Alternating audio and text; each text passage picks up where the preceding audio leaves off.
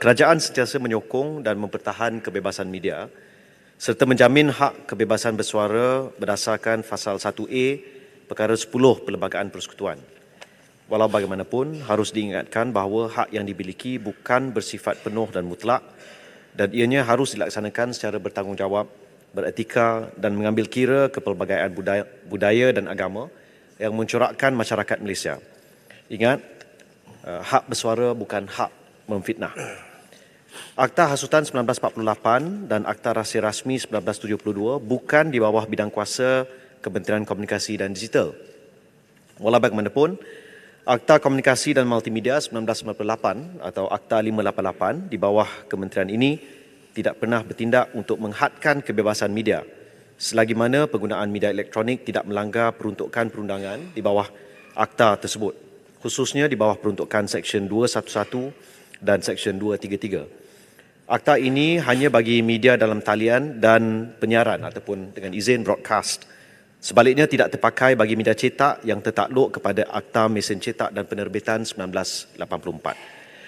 Seseorang yang melanggar subseksyen 1 di bawah peruntukan Seksyen 211 Akta 588 yang melakukan suatu kesalahan dan apabila disabitkan boleh didenda tidak melebihi RM50,000 atau dipenjarakan selama tempoh tidak lebih 1 tahun atau kedua-duanya. Dan juga boleh didenda selanjutnya RM1,000 bagi setiap hari atau sebahagian daripada sehari kesalahan itu diteruskan selepas pensabitan. Berdasarkan Perkara 10 Perlembagaan Persekutuan yang memperuntukkan bahawa setiap warga negara berhak kepada kebebasan bersuara, tertakluk kepada apa-apa sekatan melalui undang-undang yang didapati perlu atau suai manfaat demi antara lain kepentingan keselamatan negara, hubungan baik dengan negara lain, ketenteraman awam atau prinsip moral. Manakala bagi menangani berita ataupun pemberita yang tidak beretika dan jujur dalam menerbitkan laporan media seperti meletakkan tajuk artikel yang bercanggah dengan kandungannya, kerajaan sentiasa memandang serius isu etika kewartawanan.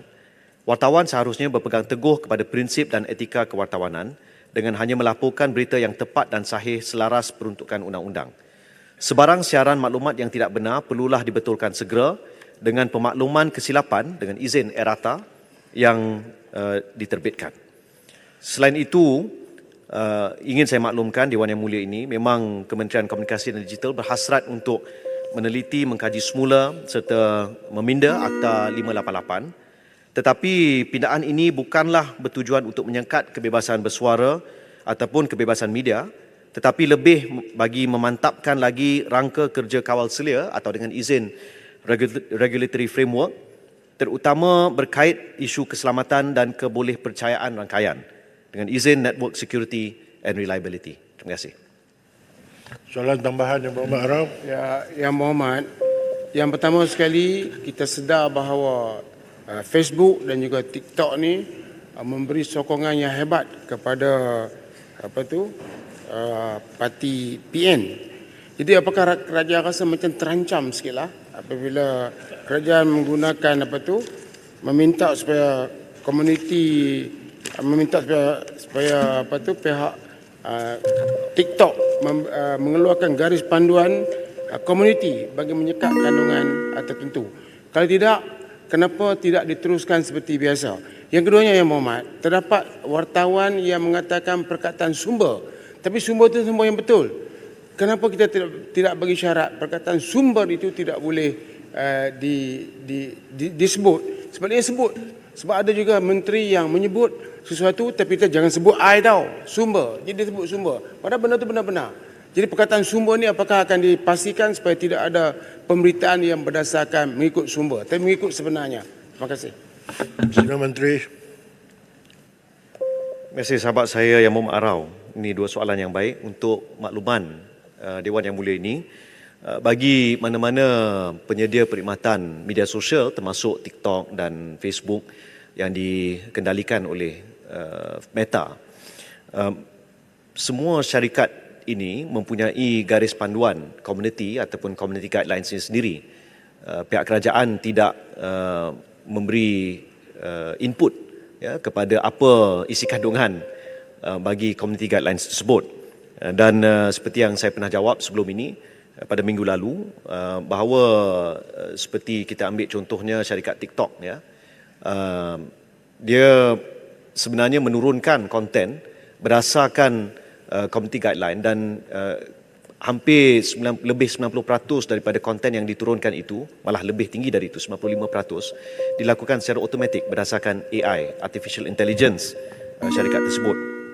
Berkenaan dengan sumber, ya, saya pun setuju dengan Yang Berhormat, mungkin perlu ada titik keseimbangan antara sumber yang dikatakan benar ataupun tak benar.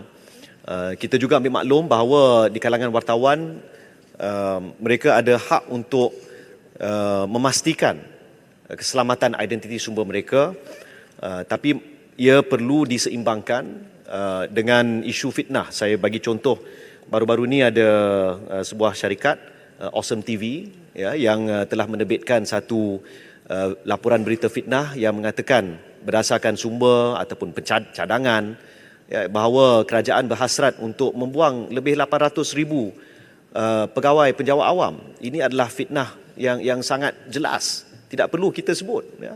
Tapi kalau untuk makluman Datuk Yang di-Pertua, syarikat Awesome TV ini telah sebanyak 6 kali melakukan pelanggaran.